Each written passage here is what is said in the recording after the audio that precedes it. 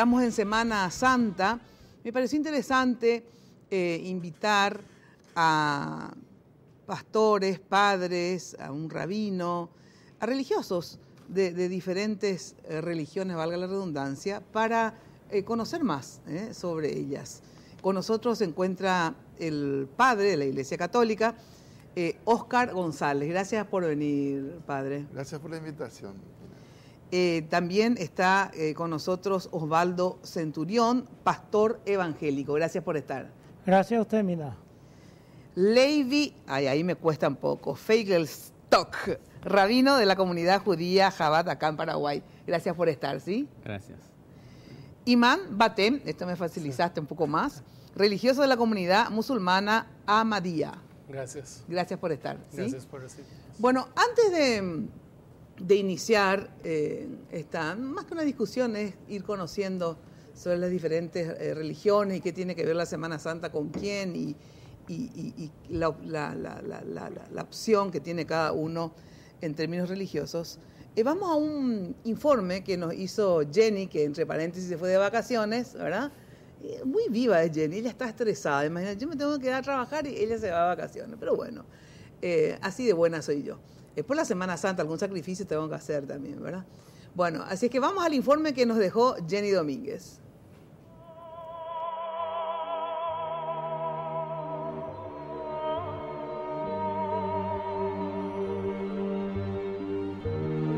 Las religiones son doctrinas constituidas por principios, creencias y prácticas en torno a cuestiones de tipo existencial, moral y sobrenatural, basadas en textos sagrados que unen a sus seguidores en una misma comunidad.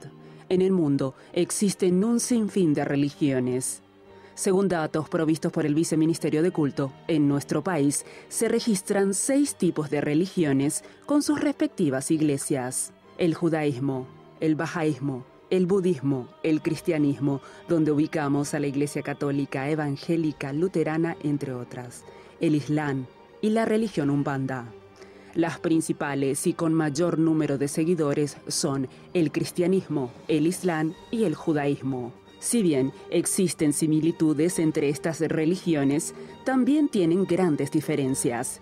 La principal similitud se centra en que son religiones monoteístas, es decir, la creencia en la existencia de un ser supremo, un Dios. Para los cristianos es Dios, para los musulmanes es Alá y para los judíos es Yahvé. En cuanto a los fundadores o profetas, el fundador o profeta para los cristianos fue Jesucristo, para los musulmanes Mahoma y para los judíos Abraham. Estos dos últimos comparten algunos profetas, como por ejemplo Moisés. Los libros sagrados son la Biblia para los cristianos, el Corán para el Islam y la Biblia hebrea para los judíos. Con relación a los templos, para los cristianos es la iglesia, para los musulmanes la mezquita y para los judíos la sinagoga. Con respecto a las fiestas sagradas, las principales fiestas sagradas del cristianismo son el Advenimiento, la Navidad, la Epifanía, la Cuaresma, la Semana Santa, la Pascua, la Ascensión del Señor y el Pentecostés. En el Islam, las fiestas más importantes son el nacimiento del profeta, la fiesta del fin del ayuno, el Año Nuevo musulmán, la Noche del Poder, la fiesta del sacrificio y la Noche del Perdón. En el judaísmo, las fiestas más importantes son el Pesaj, el Sabot, el Tisha B'Av, el Rosh Hashanah, el Yom Kippur, el Yanuká y el Purim.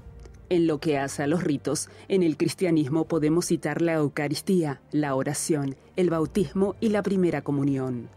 Con respecto a los musulmanes, oran 5 veces en el día con dirección a la Meca, el ayuno en el mes del Ramadán y dar 9 vueltas a la Kaaba en la Meca. En los hombres judíos, el primer gran rito es el Brit Milá o circuncisión, el Bat o Bar Mitzvah, que marca el paso de la niñez a la adultez. El casamiento o Yupá es otro momento importante. Los judíos realizan fiestas donde purifican a los integrantes de la familia con una oración. La religión ha sido siempre una parte importante de la humanidad. Tiene bases y fundamentos sustentados en diversas corrientes que intentan explicar quiénes somos, por qué hemos venido al mundo y cuál es nuestro propósito en la vida.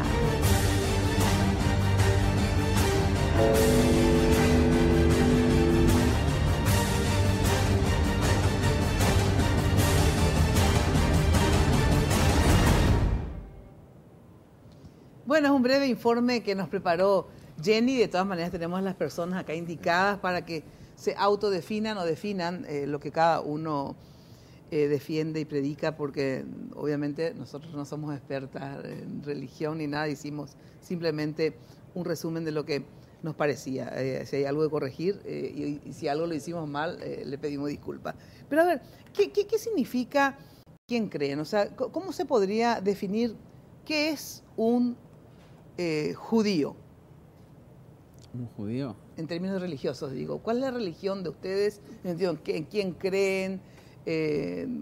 ¿Cómo podrías definir a tu religión? Un judío es alguien que nació de una madre judía o alguien que hizo la conversión al judaísmo de acuerdo a la ley judía llamada halajá. Eso hace a una persona judía. El judaísmo es, no es una religión, vamos a decir. Puedes tener judíos que practiquen diferentes religiones. Es más algo que es la entidad del alma de la persona, más está vinculado con el alma de la persona.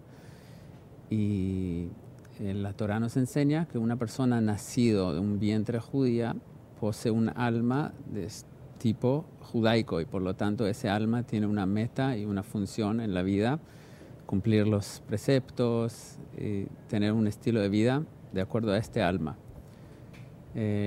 Con la conversión vendría a ser lo mismo que sucedió hace 3.331 años, cuando el pueblo de Israel fue nacido como pueblo en el monte Sinai, que asumieron cumplir los preceptos, Dios los tomó como un pueblo, y en ese entonces todo el pueblo de Israel cometió una conversión al judaísmo, vamos a decir.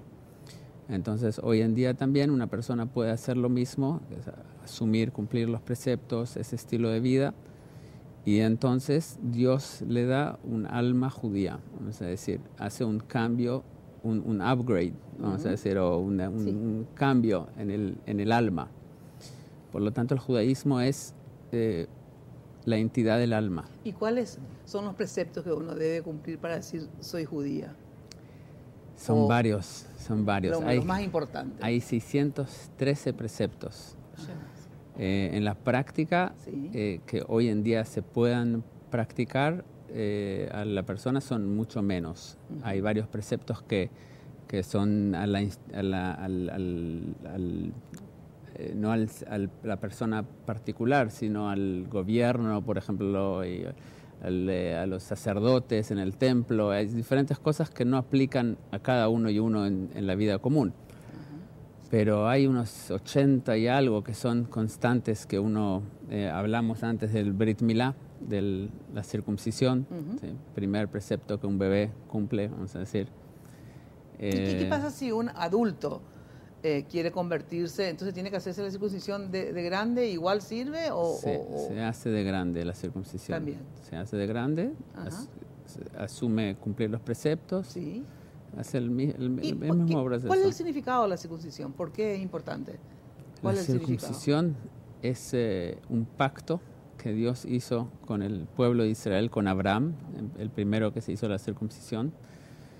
Y Dios nos ordenó en la Biblia de circuncidar a cada niño varón a los 8 días.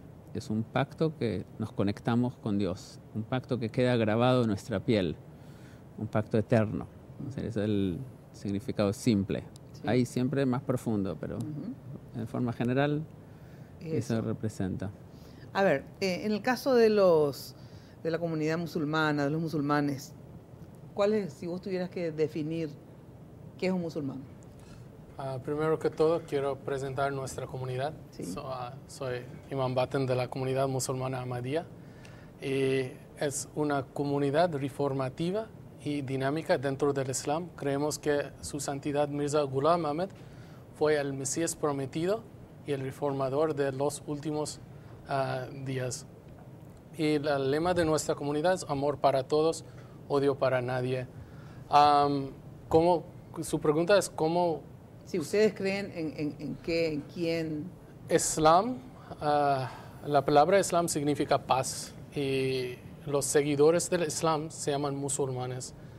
Y los musulmanes creemos en un solo Dios. El Dios de Abraham, de Isaac, de Ismael, de Moisés, de Jesús y de Muhammad y de todos los demás profetas. Y la palabra para Dios en árabe es Allah. Se llama Dios en castellano, se llama God en inglés y se llama Tupa en guaraní. Pero para nosotros es el mismo Dios. Tenemos el mismo Dios entre todas las religiones. A ver, y para los católicos, porque si bien hay mucha gente que sí ya conocen la mayoría, pero vamos a aprender todos, digamos. A ver. Estoy disfrutando de la descripción que hacen acá los hermanos, ¿verdad?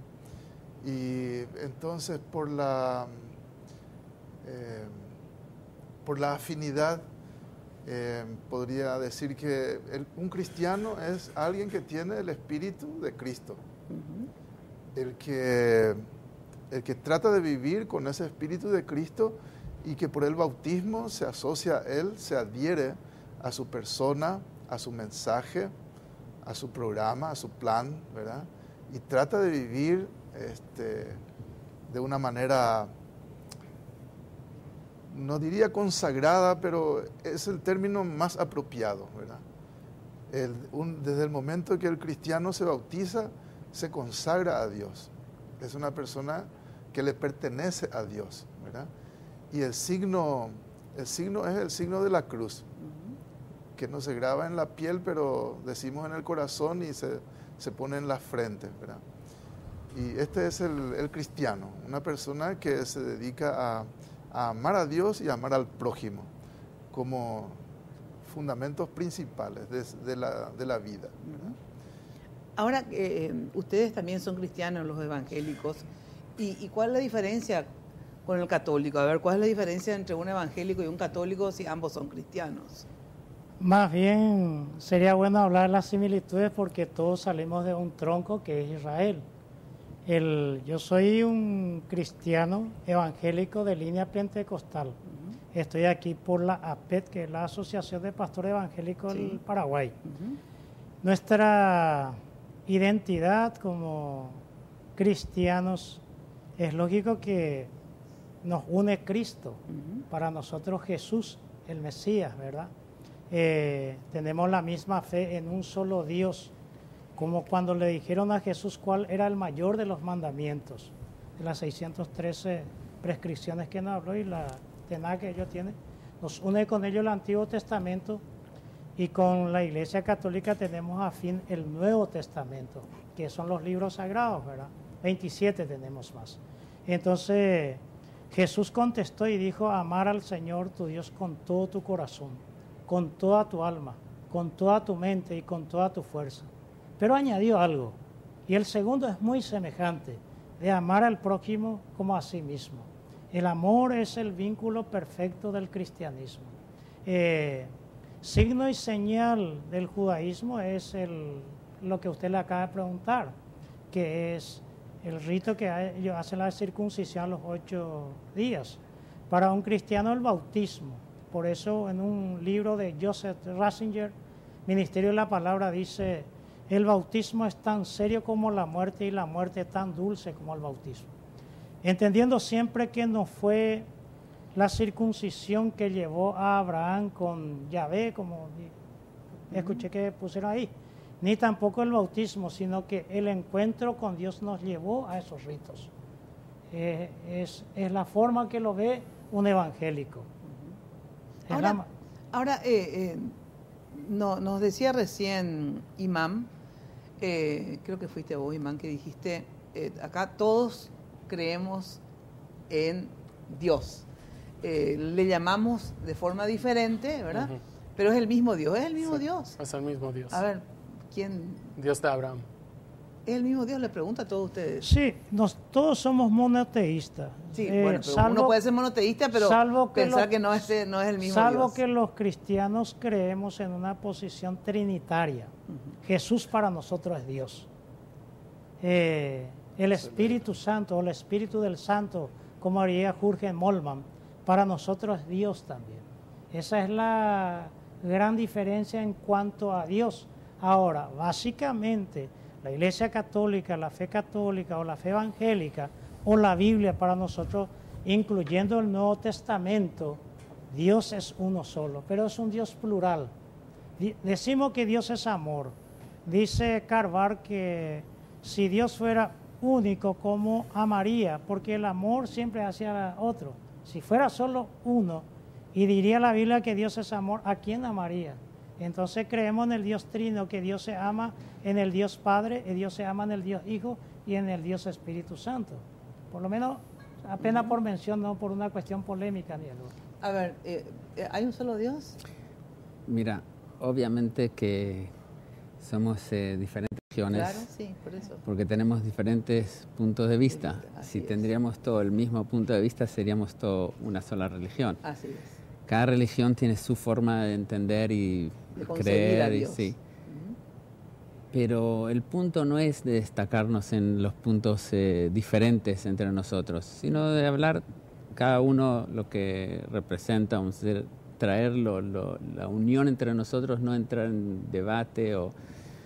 Por lo tanto, creo que no sería tan conveniente entrar en discutir, vamos a decir, cómo el judaísmo tiene el concepto de Dios y otras religiones, que obviamente que no vamos a estar todos 100% el no estar de acuerdo no significa una pelea ni una división, son criterios diferentes y la sociedad, el mundo es plural, o sea, es solamente para entender justamente la posición de cada uno, la concepción de cada una de estas religiones.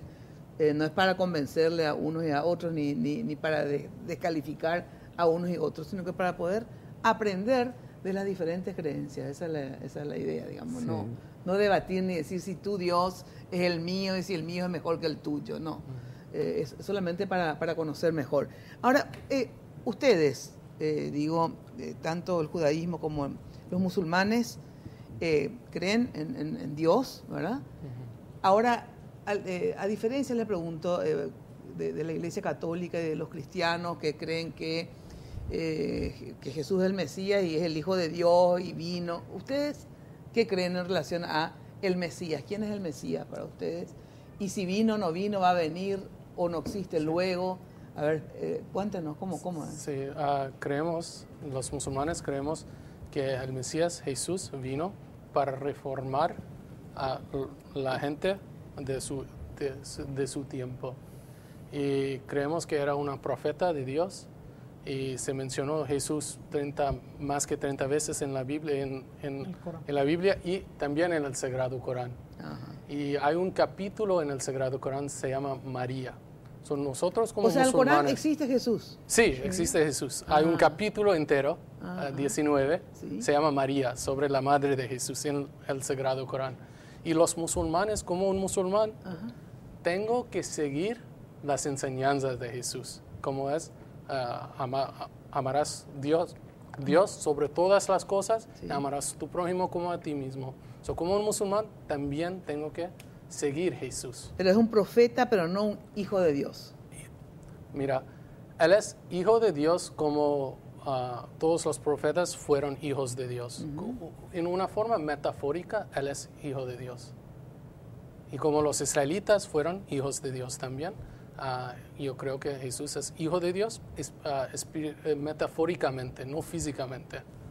¿Y ustedes esperan la venida de Dios hecho hombre? ¿Esperan algún Mesías? ¿O para ustedes los profetas son los que...? Sí, okay.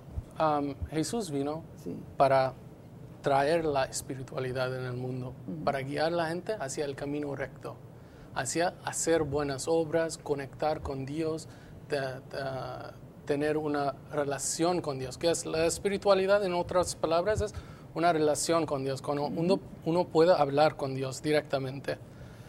Y yo creo que ya llegó el Mesías prometido, la segunda venida de Jesús en la persona de Mirza Ghulam Ahmad, quien vino en Mirza Ghulam Ahmad, su santidad Mirza Ghulam Ahmad. Vino en Qadian, India, en 1889, fundó la comunidad musulmana Ahmadiyya. Y él vino para dos propósitos. El primer es que hay un solo Dios y tenemos que reconocer nuestro Creador. Tenemos que conectar con el Creador. Y también el segundo propósito de su venida es que tenemos que servir, tenemos que respetar la creación de Dios, la humanidad, los seres humanos. ¿Ustedes lo consideran a Mirza Ghulam un profeta? Un profeta, sí. Pero eso de ser hijo de Dios o no, ustedes directamente hablan de profetas, tenemos no ese de hijos de concepto Dios. Ustedes que no tienen ese concepto. Dios tiene hijos físicos o necesita hijos físicos. ¿Y qué es un profeta? A ver, le pregunto a todos ustedes, ¿qué es un profeta? O sea, en el caso de ustedes, no es un hijo de Dios. ¿Qué es un profeta? Un profeta, ¿Qué es un profeta? Alguien que está más cerca de Dios, está más vinculado con Dios, alguien que le habla a Dios directamente para guiar la humanidad, como un líder espiritual en el mundo. Y a diferencia de otras personas... la diferencia es que es más cerca de los otros. Y cuando uno habla que un profeta es la palabra o el representante de Dios, a ver, ¿de dónde sacamos eso? ¿Por qué un ser humano que vino a la tierra y que fue un profeta en el sentido de que puede tener un contacto diferente a lo que tienen el resto de los seres humanos con Dios y por eso se lo llama profeta? Profeta, sí. No entendí bien su pregunta. Claro, así, ¿por qué tiene que haber un ser humano? Porque estos eran seres humanos, para algunos semidivinos, porque eran hijos de Dios, etcétera. Para ustedes que es una persona especial ese profeta porque tiene una relación más directa con Dios. ¿Y por qué? A ver, ¿por qué ese ser humano, que es igual que nosotros, no tiene dos ojos, dos piernas, etcétera, sí se lo considera profeta porque tiene contacto con Dios? ¿Por qué él tiene más contacto que el resto de los mortales, digamos, con porque Dios? Y por es eso más se lo espiritual, llama. porque tiene mejor espiritual relación con Dios. Yo creo que ¿O por qué se le atribuye por lo menos eso? Yo creo que los profetas vinieron siempre en todos lados, hasta que en el pueblo guaraní vinieron profetas para guiar, para enseñar. Dios mandó profetas. Había leyes, había el Corán, el Torah, la Biblia, pero también necesitamos un ejemplo para seguir. Y por eso Dios mandó profetas para enseñarnos cómo podemos seguir las leyes de Dios. ¿Y ustedes creen que el profeta, o sea, que cada tanto va a venir, ustedes siguen esperando un Mesías? Nosotros creemos, sí, uno de los 13 fundamentos de la fe judaica es la creencia en Mashiach. La creencia en Mashiach que va a venir en cualquier momento. O sea, lo estamos esperando que venga hoy, mañana, pasado. Pero el Mesías es un ser, como yo siempre digo, de dos patas. Mashiach es una persona. Una persona. El Maimónides, que es un comentarista de la Torah muy importante, él relata las leyes de Mashiach, como quién es. Mashiach tiene que ser un descendiente directo del rey David, hijo tras hijo, desde el rey David. Tiene que ser un hombre sabio, justo, así como David su padre, y otras condiciones más. Pero es una persona humana, nacido de una mujer humana, un ser, un hombre común y corriente, solo que es un hombre sagrado, santo. ¿Y cómo uno va a saber cuál es él? Y mirando el criterio de lo que Maimónides relata, uno puede identificarlo en el mapa, vamos a decir, en el quién es un potencial de ser Mashiach. Vamos a decir. ¿Existe hoy día ese potencial o siguen esperando que alguna madre X tenga a ese ser especial, digamos? ¿Y creen ustedes, digo? Sí. un líder judaico, Sí. vamos a decir, que sería un líder que reúne a todo el pueblo de Israel, fortalece a los corazones de todos ellos a fortalecerse en su nexo, en su vínculo con Dios, cumpliendo los preceptos, estudiando la Torá, siendo así un líder como su papá, el rey David. Sí. En esta generación tuvimos al Rebbe de Lubavitch, ¿sí? Que yo sigo su movimiento, que era un líder de un aspecto así que uno podría decir que llegaba a todo el pueblo, en todo el mundo. Yo estoy acá en Paraguay justamente como misión enviado por él para poder influenciar a la comunidad judía acá, acercarlos al cumplimiento de los preceptos. Y así como yo estoy acá, hay en todo país, vamos a decir, en el mundo donde hay una comunidad judía, hay alguien allá también que él envió. Un líder de ese nivel, vamos a decir, no hubo otro en esta generación, ¿sí? Pasada. Eso es un criterio general para entender la magnitud de una persona así, una persona sagrada, estudioso de Torá, y que le importe personalmente de cada uno y uno, así como Moisés le importaba de la ovejita perdida que se fue corriendo, vamos a decir, en el desierto. Así el rey Mashiach, vamos a decir. Ahora, eso es un potencial de ser Mashiach. Ser Mashiach en la práctica es necesario que Dios se comunique con él y le diga, ve y salva a mi pueblo, así como fue con Moisés en Egipto. Lo que estamos dando ahora, vamos a celebrar Pesaj, es la salida del pueblo de Israel de Egipto, que Moshe fue el primer Mashiach, fue quien Dios envió para salvarlos. Así como en ese entonces, Dios va a enviar a Mashiach ahora para redimir, vamos a decir, al pueblo de Israel, de todo, y volver a Jerusalén, construir el Bet HaMikdash, vamos a decir, y eso creemos que venga pronto. Justamente sobre eso tengo que ir a la pausa.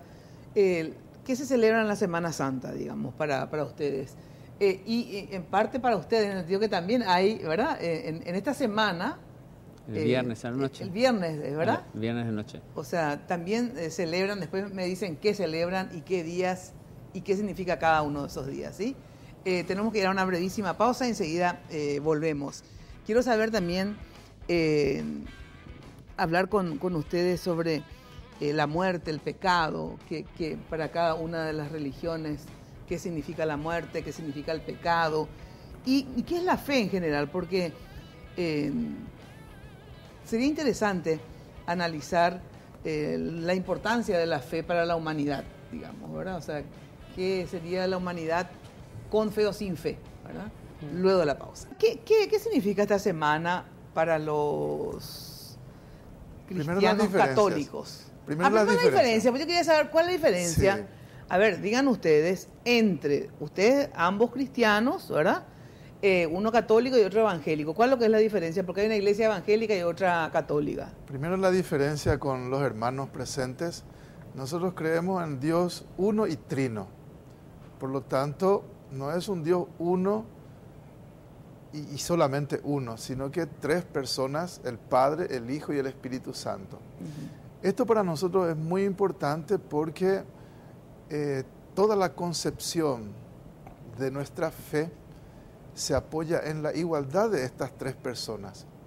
Y si bien es cierto, coincidimos en los profetas, que son personas enviadas, personas elegidas por Dios, y Dios les habla, y ellos nos hablaron en el Antiguo Testamento, y los apóstoles También son... también,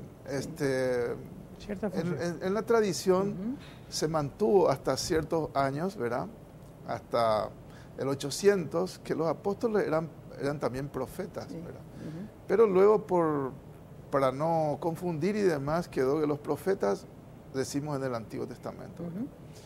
Y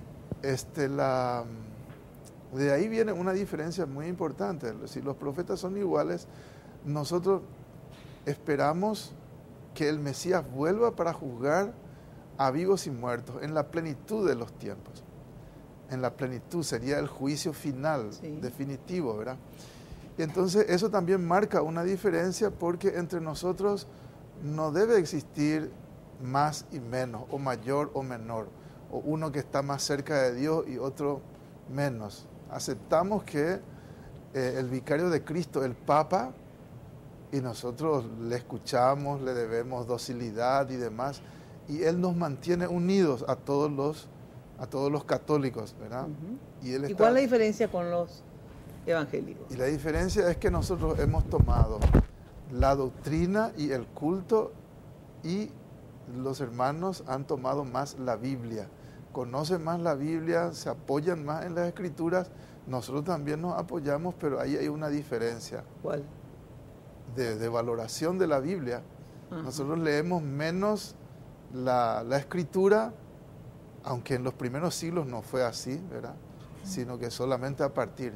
Y yo soy como especialista de la... Sí, pero también sobre la Virgen María, pero las intermediarios...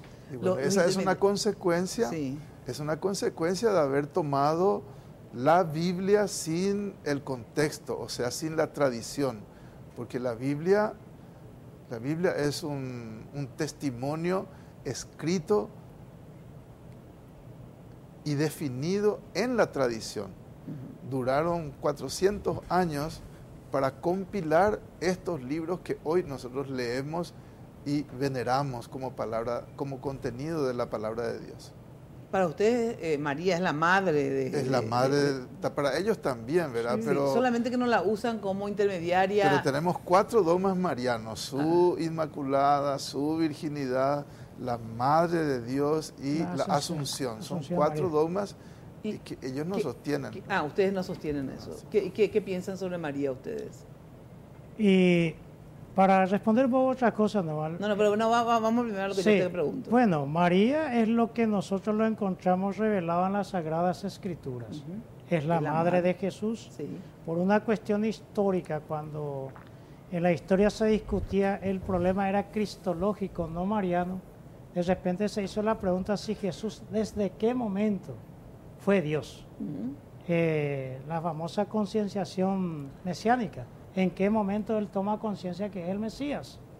Entonces se fue discutiendo en varios concilios hasta llegar a decir que desde el momento que Jesús es concebido por el Espíritu Santo, ahí sí, ya es Dios. era Dios. Sí. Entonces María es madre de Dios. Claro. O sea, la cuestión no era tanto la discusión hacia María, ¿verdad? Sino hacia Cristo. Y Cristo es el que nos une. Y bueno, ¿y ustedes entonces qué? A diferencia de ellos. Y a María. A diferencia son los dogmas que él mencionó que las iglesias evangélicas no sostienen. ¿Por qué? Lutero hablaba de la sola escritura, la sola fide, la sola fe, la sola escritura. Entonces, sencillamente por eso. Por ejemplo, la Asunción de María. Es un recuento que hace la Iglesia Católica, hace con su colegiado, estudia y llegan a esa conclusión. En cambio, el evangélico no va a encontrarlo en la escritura escrita así: María ascendió a los cielos. Entonces ahí hay una neutralidad o tal vez un abandono. ¿Y tampoco creen ustedes en la virginidad de María entonces? Bueno, particularmente no nos hace bien ni mal.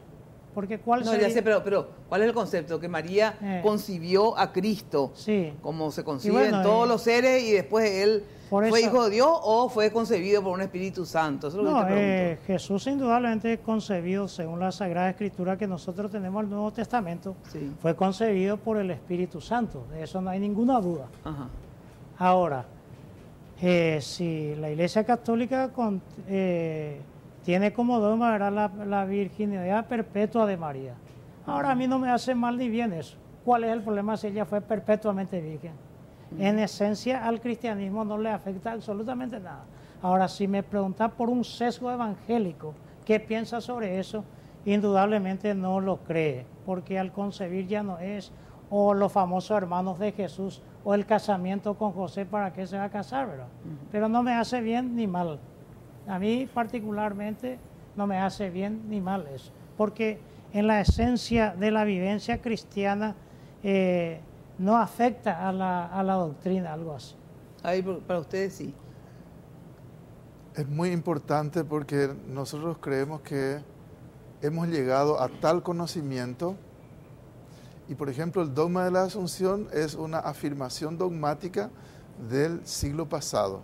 Sí, 1950. Y puedo decir de que ellos no llegaron al conocimiento que nosotros ya hemos llegado, a la comprensión, ¿verdad?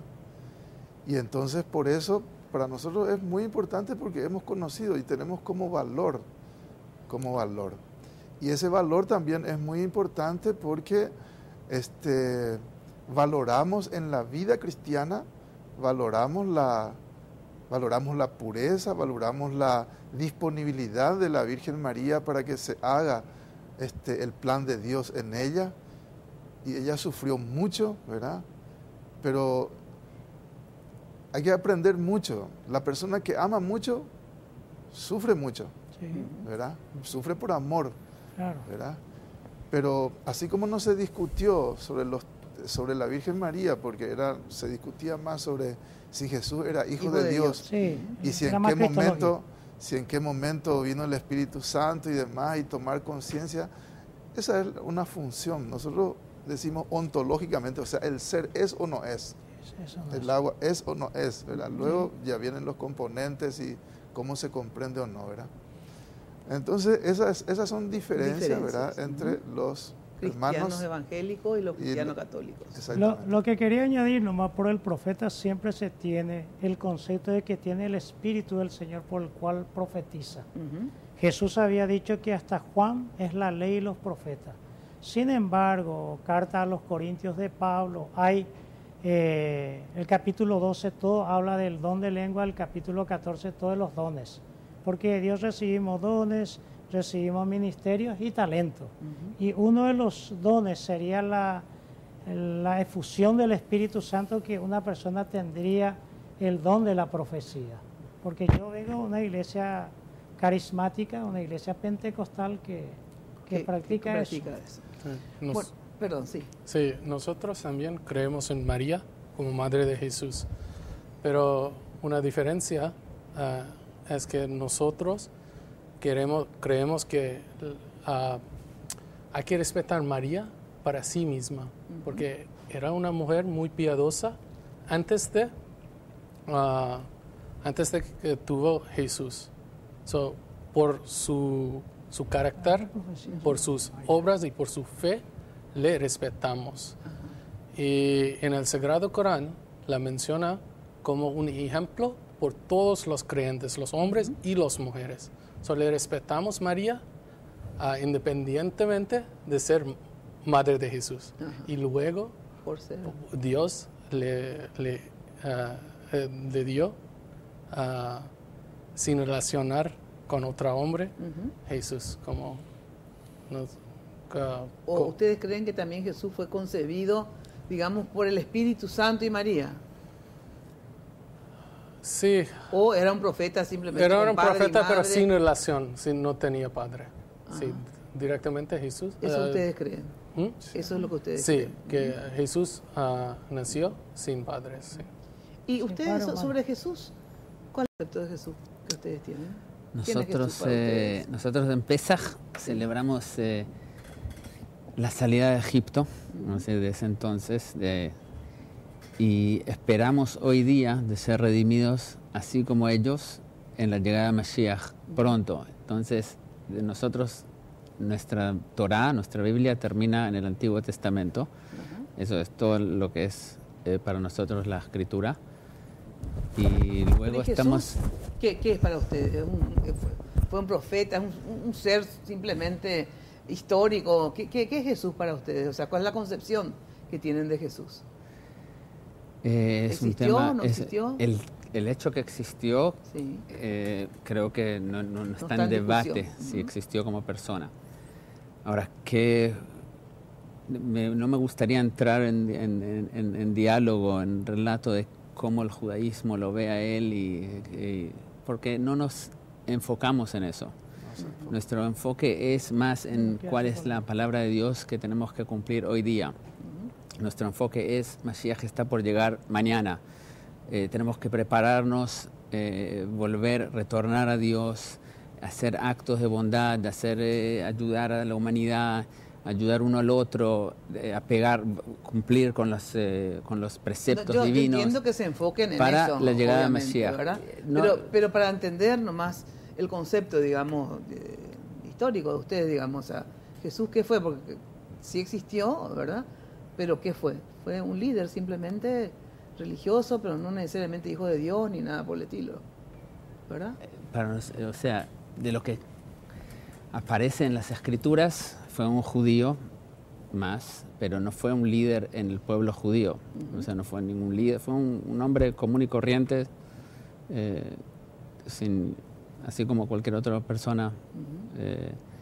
Y no me gustaría entrar en dialogar o debatir cómo lo miramos. De todas maneras, independientemente a que efectivamente, por eso estamos acá, con creencias diferentes, etcétera, lo que no se puede negar de Jesús es que fue un líder importante, porque imagínense que creo que es hay también otros, pero digo, estar en vigencia 2000 y pico de años, ¿verdad?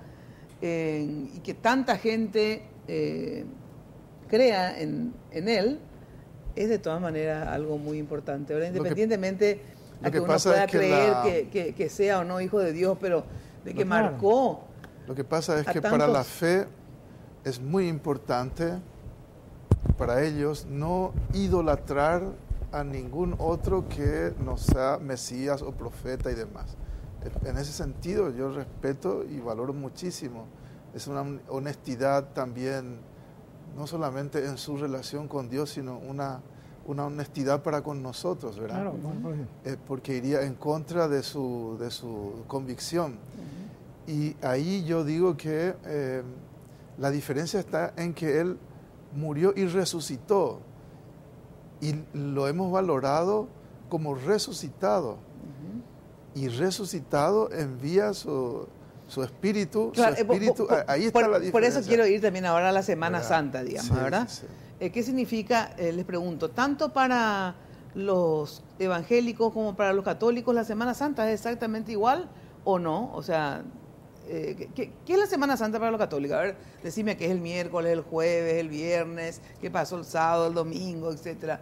Celebramos nosotros la última cena de Jesús el jueves, sí, ¿verdad? Y la institución también del Eucaristía. Sacerdocio, porque si no hay Eucaristía sin un ministro para celebrarlo.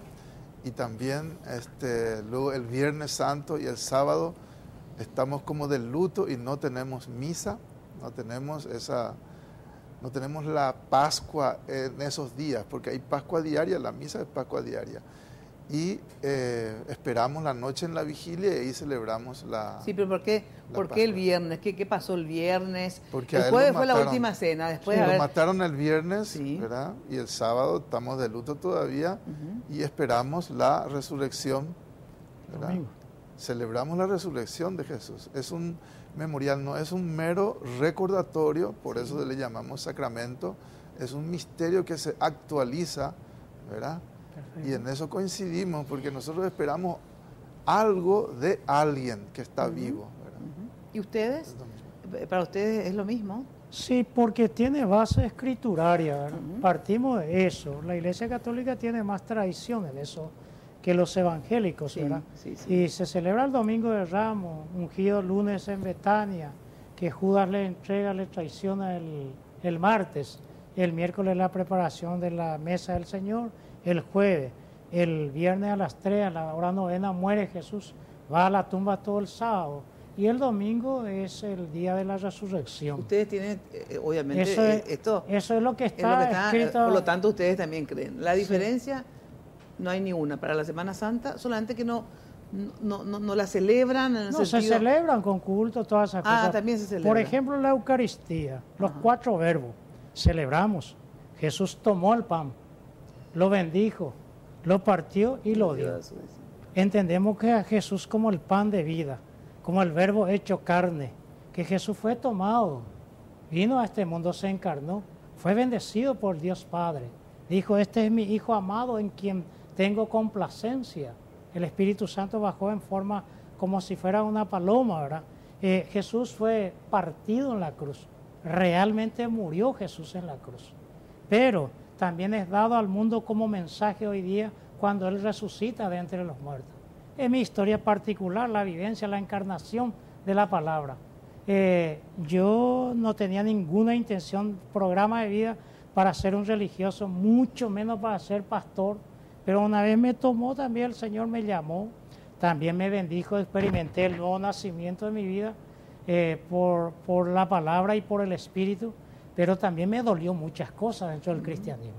Pero al negarme a mí mismo, he encontrado que el servicio al prójimo es la mejor cosa que puede suceder, porque servir al prójimo es servir a Dios. Para ustedes, ¿qué es esta semana? O sea, ¿qué celebran esta semana? Nosotros celebramos este viernes a la noche, Sí. el Pesaj, el Seder de Pesaj es la ceremonia que se hace. Se hace el viernes de noche y el sábado de noche, Ajá. los primeros 2 días de la fiesta. Luego, toda esa semana también sigue siendo el Pesaj ¿Y qué es concluye. Pesaj? Pesaj es una fiesta que celebramos la salida de Egipto. Es la Pascua que le decimos nosotros. Ajá. La salida de Egipto hace 3.331 años, nacimiento del pueblo de Israel, ¿sí? Me gustaría relatarles cómo se lo celebra Sí, en sí. la mesa del Seder. Pero el concepto es que no solamente estamos celebrando el pasado, que hace 3.000 años salimos, sino el presente, que hoy de noche, o sea, el viernes de noche, hoy en ese momento estamos volviendo a salir de Egipto. Y Egipto en el contexto, Egipto en hebreo es Mitzrayim. Mitzrayim en hebreo también significa barreras y límites, fronteras. Ajá. Y así como en ese entonces se rompieron las barreras y las murallas y salieron a libertad, lo volvemos a hacer cada año y año, saliendo de las barreras actuales. Sí. Constantemente estamos saliendo de Egipto, superando los límites. Entonces, las festividades hebreas, judaicas, no son celebrar el pasado, sino el presente, en ¿Y qué todas las significa festividades. Hoy romper los límites, las barreras? ¿Le dan un significado según el momento histórico que están viviendo, Sí. verdad? O cada ser humano lo concibe o cómo es. A ver, ¿qué significa para ustedes eso? Hay barreras generales y hay particulares de cada uno. Ajá. Por ejemplo, una barrera puede ser, uno está limitado por lo que piensan los demás, por el ambiente en donde vivo. ¿Qué van a decir mis vecinos? ¿Qué van a decir mis amigos si se entera que yo soy judío y estoy practicando Pesaj y hago eso? Entonces me van a mirar mal. Entonces tengo una barrera que no me deja practicar quien realmente soy, ¿sí? O tengo mi propio ego que no me deja, es una barrera, reconocer que fallé y que me equivoqué. Y el ego de y son uno. días de meditación de ustedes como para hacer un análisis de lo que... Celebración. Celebramos que tenemos una energía Ajá. especial en esta noche de Dios para romper todas las barreras. Entonces, ¿Y qué es esto que nos traes acá? O sea, ¿qué esto es la matzá. Matzá es pan Matzá. ácimo. Ajá.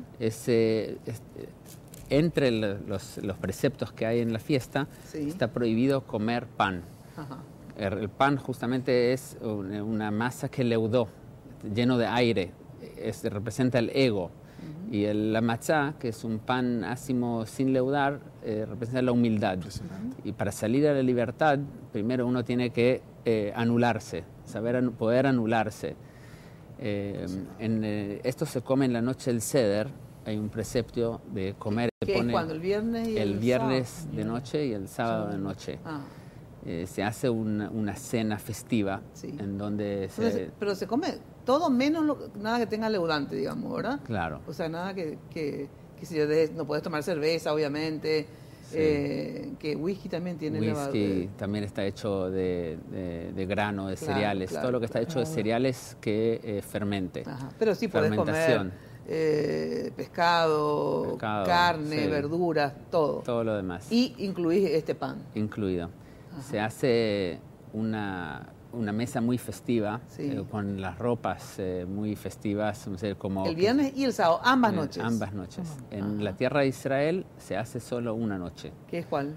el viernes a la noche. Ah, viernes a la noche. Fuera de Israel se celebran 2. ¿Por qué eso? Viene desde Tradición. hace muchos años atrás. El punto es porque los sabios, en aquel entonces, fuera de la tierra de Israel, no se podían saber la fecha exacta. Ah, entonces los sabios constituyeron que se hacen esas Por 2 calendario, noches, por la diferencia para calendario. así, una vez que ellos constituyeron eso, quedó firme los dos Pero siempre días. coincide con la Semana Santa Católica Cristiana, No. digamos, ¿no, verdad? No, pero esta está vez nomás. en la misma, es semejante. Pero no necesariamente es. No. Ahora da la casualidad Después que cae. el domingo siguiente a la luna llena Sí. de la primavera. Sí. Y coincidimos en eso, ¿verdad? Por eso, Por eso que varía coincide. Por eso que coincide. con el calendario civil. Sí, va del 22 de marzo al 25 de abril, por ahí. Pero Tiene casi tiene siempre otro cae calendario. más o menos igual. Cercano, sí. Sí.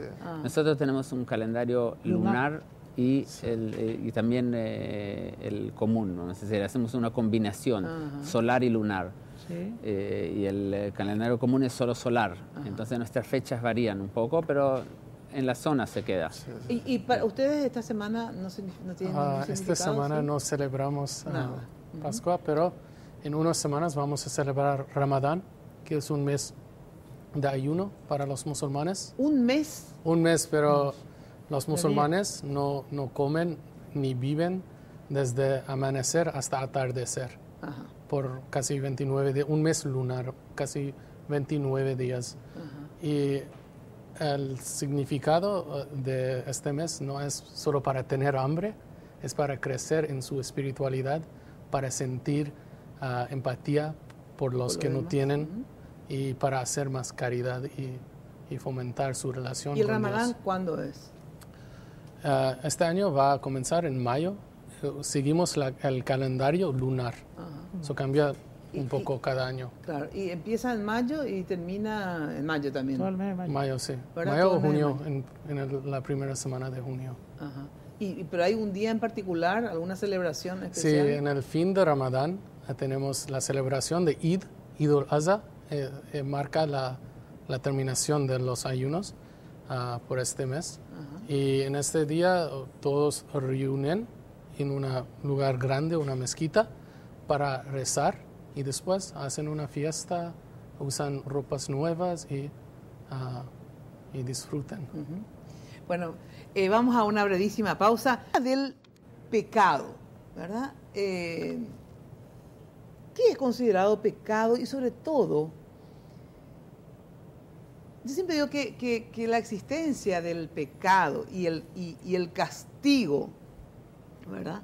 O la falta de salvación hace que mucha gente tema, digamos, a Dios, entonces controla un poco más la conducta del ser humano, ¿verdad? Pero ¿cuál es el concepto de ustedes de salvación del ser humano y vinculado esto al pecado y a la muerte, en el sentido siguiente? Muchas de las religiones hablan de que tenemos que hacer una vida lo más sana posible en nuestras conductas, no caer tanto en pecado, ¿verdad? Y así lograr nuestra salvación, ¿verdad? Y tener la vida eterna, ¿verdad? Pero les pregunto, a ver, ¿cuál es lo que es el concepto de esto de la vida eterna, el pecado, la redención? ¿Uno puede pecar, arrepentirse y será salvado? ¿O no, hay pecados que Dios no perdona y entonces qué va a pasar con los que hemos cometido muchos pecados y nos iremos a dónde? ¿No seremos salvados? O, según el concepto de cada una de las religiones aquí presentes, hay siempre una manera de salvarse. Yo conozco más, obviamente, la Iglesia Católica y la Evangélica porque tuve más acceso, etcétera, etcétera, ¿verdad? Y yo siempre pondero un poco a los evangélicos en que, a pesar, digamos que toda mi familia, yo soy católica, a pesar que tengo mis diferencias también con la Iglesia Católica, me declaro más bien creyente y punto. Pero ellos trabajan más al pecador, o sea, en el sentido de recibir, no sé la iglesia en particular, porque otra vez dentro hay varias ¿verdad? Corrientes, pero veo que le agarran a las personas, porque he hecho entrevistas a muchos expresidiarios o presos, gente que ha cometido, digamos, grandes faltas, ¿verdad? Sí. Y como que se redimen o cambian a partir, ¿verdad? Del acercamiento de una iglesia, y ellos creen que obviamente es un acercamiento a Dios y que entonces Dios transformó su vida, etcétera, etcétera. Y creen con eso que por lo tanto son liberados y por lo tanto serán salvados, ¿verdad? A ver, ¿cuál es el mecanismo, digamos, esto de entre pecado, muerte, salvación? Primero, el pecado es darle la espalda a Dios, oponerse a sus mandamientos. Por ejemplo, robar, matar, hemos mencionado. Y eso es un pecado. Sí. Nosotros creemos en la sacralidad de la vida. La vida se respeta, la vida hay que cuidar y al ser humano hay que promoverlo, ¿verdad? Sí. Ese es el pecado. Entonces, ¿cómo uno se tiene que cambiar de vida, de conducta, ¿verdad? Y entonces para eso están todos los medios que nosotros decimos, los sacramentos de la reconciliación, de la Eucaristía, la unción a los enfermos, las obras de caridad o de misericordia, son todos medios que nos ayudan a acercarnos. Análogamente a lo que decía, si el pan se hincha y nosotros nos hinchamos, lo que sería la vanidad o el orgullo, la soberbia, eso es un pecado, ¿verdad? Es un pecado y entonces, pero todo el que peca puede igual salvarse, o hay pecados Jesucristo que, vino a según morir, la concepción de... Jesucristo vino a morir para perdonar nuestros pecados. Ajá. Bueno, pero entonces yo cometo el peor de los errores, que para mí es matar, ¿verdad? O sea, para mí es en graduación de lo que yo considero, si pedís ¿verdad? perdón, y pido perdón y bueno, y listo. te perdona Cristo. Y me perdona, ya. Te perdona. Pero el Papa dijo hace poco, demasiado no fácil, acostumbrarse, porque si Dios se aleja de nosotros después no te va a perdonar. O sea que... ¿Por qué algunas veces se va a perdonar y otras veces no? Y porque uno se autoengaña. Dios no es el que le engaña a uno, sino porque Dios es verdad, Él es amor. ¿Pero Dios perdona o no perdona en síntesis? Quería decir algo, Pina. ¿Siempre perdona o a veces sí, a veces no? Perdona siempre que se le pida, ¿verdad? A ver. Con respecto al éxodo, Dietrich Bonhoeffer dice que el buen cristiano siempre vive en éxodo. Hay momentos que uno tiene que salir hasta de su burbuja denominacional, en mi caso evangélico. Ahora, el pecado en el Nuevo Testamento escrito en griego es hamartía. Es un sustantivo femenino en la primera declinación, primera sección, nominativo singular, ¿verdad? Significa hallar el blanco. Ahora, las Escrituras, Romanos 3:23 dice, por cuanto todos pecaron, no hay persona humana que no haya pecado, con la salvedad que hacemos de Cristo. Por eso el Cordero Pascual que se ofrece Él. Ahora, la carta de Pablo a los Gálatas dice, si la salvación fuese por las obras, entonces en vano murió Cristo. Creemos que el pecado se redime con la sangre de Cristo, que esa es la forma de la redención humana. 9:22 de la carta a los hebreos. Cristiano, ¿qué significa eso? A ver, en el sentido que cómo... Sencillamente, a ver, para un ser humano común y silvestre, ¿qué significa? Para el cristiano, sí. No entrar en un fanatismo atroz. Sí. Para el punto de vista bíblico, no hay como redimirnos del pecado fuera de Cristo, fuera de Jesús. Jesús es el Cordero Pascual. Es el que se entregó el sumo sacerdote. Y bueno, por eso, yo cometo pecados. ¿Sí? ¿Cómo me libero y cómo me salvo? A ver. Bueno, pecado es acto y estado. Ajá. Porque un acto pecaminoso en la ocasión hace al ladrón. Ajá. Pero si de repente vos decís, ahí viene el pastor Osvaldo, cuida tu billetera, ya soy un ladrón. Porque entre lo que hago y lo que soy, la Biblia no trabaja mucho luego lo que nosotros creemos o hacemos, sino lo que somos. Un cristiano no va a hacer. Y el cristianismo para una persona que sigue al Señor es la vivencia de un nuevo nacimiento. Bueno, pero una persona que ha cometido graves pecados, lo que te pregunto, contéstame más concretamente, para que la gente te entienda, porque la idea es que la gente común y silvestre te entienda. Yo te voy a responder. Lo que yo te pregunto, un ser humano, X, Mina Felicián, que le comete un pecado, le mata a alguien, me arrepiento, ¿qué tengo que hacer para salvarme según la religión? Y el arrepentimiento es la metanoia. Nadie puede vivir lo que no entiende. Porque si yo estoy cometiendo y me acerco a Dios, claro que Dios va a perdonar siempre. No hay límites del perdón. A Jesús sus discípulos le preguntaron y le dijo, ¿cuántas veces? 7 veces, como dice la ley. No, Jesús le dijo 70 veces 7 antes que entre el sol. No tiene límites el perdón de Dios. Pasa que el cristianismo no se trata de conceptos, sino de relación. ¿Y eso? Si yo te fallo una y otra vez, va a decir, basta, no te voy a más perdonar, ¿verdad? Y Dios también Entonces no es así. 70 veces 7. Y Entonces. Sí, es pero eso una es lo que figura va- hipotética. Ya sé que es una hipotético, pero te digo nomás que, si me voy a decir que no, que cuando vos le fallás, ya no te perdona más. Dios sabe todo y se aleja, dijo el Papa Francisco, dijo, no nos acostumbremos. Pero él dice que siempre te va a perdonar. Si le pedís, yo te dije que si le pedís. Sí, pero si le pedí volver a pecar, le pedí volver a pecar, le pedí volver a pecar. Pero entonces no es tiene, un pero tiene por qué pedido. creerte. No es un Entonces, pedido entonces no honesto. habría arrepentimiento. Hay que ser honesto. Eso ¿verdad? sería una Hay viveza. que ser honesto, ¿verdad? O entonces no estás pidiendo, estás engañando, ¿verdad? Sí, no hay arrepentimiento, Entonces, porque entonces una viveza. eso Porque se- si tu hijo se te está pide. haciendo todo el día. O sea, por eso. Entonces, ¿cuándo se se va considera? a generar un vacío, Ajá. se va a generar un distanciamiento, ¿verdad? Y la persona va a salir perdiendo. Porque Dios es Dios.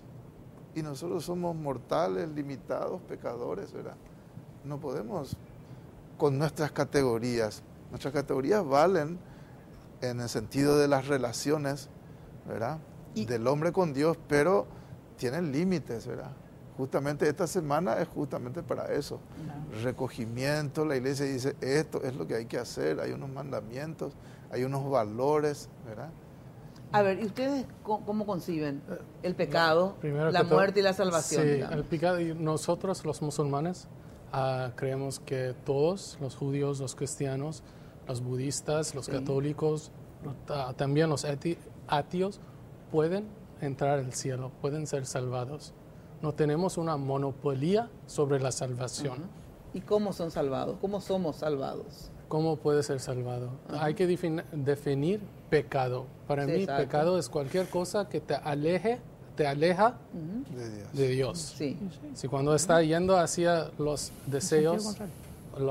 hacia Satanás, hacia los pecados, el pecado es cuando se aleja de Dios. Así es. Cuando no Con está con haciendo cualquiera de caridad. las acciones, claro. Con cualquier de las acciones, bueno, y vamos a suponer la peor, que es matarle a alguien, Sí. ¿verdad? Bueno, entonces So- ahí vos te alejaste de Dios.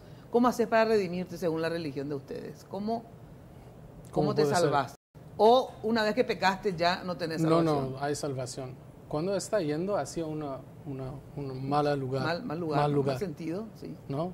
Ajá. Arrepentirse Sí. en árabe es toba, que significa doblar, ¿cómo se dice? Sí. Sí, Girar. enderezar, Girar. Girar. Girar La totalmente metodología. 180 grados. Volver a- Girar. Sí. Y arrepentimiento en Islam no es que está un ladrón y pide perdón y mañana está robando otra vez. No, tiene que cambiar, tiene que... ¿Y qué pasa si el ladrón roba, se arrepiente, entonces se acerca a Dios, pero después de un tiempo vuelve a reincidir en el mismo pecado? Ahí esa vez Dios ya no le perdona más, o Dios perdona varias veces si la persona se arrepiente. No, si realmente se arrepintió, nunca va a robar otra vez. Ah, en eso Si consiste. está pidiendo Entiendo. perdón y mañana va a robar, Sí. no, tiene Quiere que decir cambiar. que no hubo verdadero Tiene que cambiar, arrepentimiento. tiene que ser Cambio. otra persona después su arrepentimiento, como un bebé recién nacido. Ajá. ¿Ustedes cómo conciben lo del pecado, la salvación, la muerte? El arrepentimiento, vamos a decir, en el judaísmo es llamado teshuvah. Teshuvah, a diferencia de otras religiones, no es arrepentimiento o cambio, sino significa retorno. Significa retornar a quien uno es, porque uno en esencia, nadie nace malvado, vamos a decir, uno en esencia es bueno. Uno tiene que volver a ser quien uno realmente es. Que uno se desvió, se fue por mal camino, por malas tendencias. Entonces, Teshuvah es retornar a Shem, retornar a Dios, Sí. retornar a la esencia de uno. Cuando uno hace Teshuvah y se arrepiente, o sea, y cambia y vuelve a su esencia, eso se ve en sus acciones. O sea, la persona... ¿Y qué pasa si se arrepiente, vuelve, pero por X motivo de repente vuelve a caer en otro error y se aleja nuevamente de Dios, por lo tanto, del camino Sí. correcto? El- Uno puede volver a arrepentirse y vuelve Sí. Dios a perdonarle a uno. ¿Cuántas Sí, veces? se hace eso? uno puede, o sea, el ser humano Sí. está hecho constantemente, cae y se levanta, cae y se levanta. Es una batalla constante. Mientras estamos vivos, estamos en esa lucha. Y ahora, el arrepentimiento, si es válido, la teshuvá, si realmente sucedió, solamente Dios sabe si es sincero el arrepentimiento de uno. ¿Cuál es la prueba para que el ser humano sepa si el arrepentimiento, la teshuvá fue real? Siendo que en una situación igual a la anterior, uno estuvo en esa circunstancia y no cayó, no transgredió, eso es la prueba que se arrepintió sinceramente. Si él vuelve a caer cada vez, quiere decir que de un principio nunca se arrepintió, nunca cambió. ¿Qué pasa? Tengo que ir a la pausa. ¿Qué pasa con los que no se arrepienten o no corrigen su conducta y no son salvados? ¿Qué pasa con los salvados y los no salvados? ¿Cuál es la diferencia entre ser salvado y no? Luego de la pausa. Bueno, se nos fue el tiempo, entonces ya no nos queda como para hacer justa la respuesta que más quería. Pero bueno, vamos a seguir tocando este y otros temas. Y queda, bueno, ¿verdad?, como tarea averiguarlo. Muchas gracias por estar con nosotros, compartir este programa igualmente. Y la discusión continúa y lo importante, yo siempre digo, es... En el conflicto de las ideas nacen las grandes luces. Bueno, está bien eso.